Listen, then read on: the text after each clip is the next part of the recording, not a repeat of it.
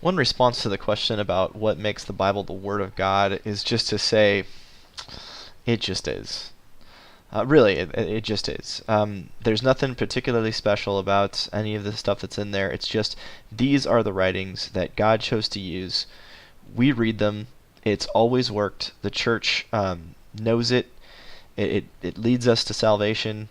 It truly communicates things about God, but really it could have been anything. It just so happened that the Spirit chose this stuff. This strikes me as a little bit fideistic about the Bible. It's a view that it could be right. It just it seems like it kind of downplays some of the importance of the quality of the witness of the canonized texts versus other texts. Just one example of that would be, our canonized texts are closer to the Christ event, and the early church than, say, the vast majority of the Gnostic texts that we have, which are from, second and third and fourth century AD.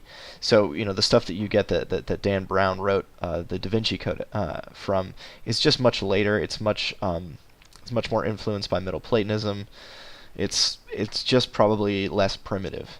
Now, I'm not ready to go out on a limb and say that what makes the biblical texts inspired or whatever is that they were written all by apostles who personally knew Jesus, or that they were that they're somehow perfect in the way that they're written, like it's like the best Greek in the world. It's not. But I'm hesitant to walk away from the notion that there's just nothing special about the scriptures, except that the Spirit chose to use them. Again, hard to say, and I'm not dogmatic about it, but that's just a feeling I have. So if you're inclined to think that what makes the Bible is the fact that just these are the texts that the church ended up using under the guidance of the Spirit, and there's nothing else about them, that I'm not ready to go down that street yet, but maybe you are.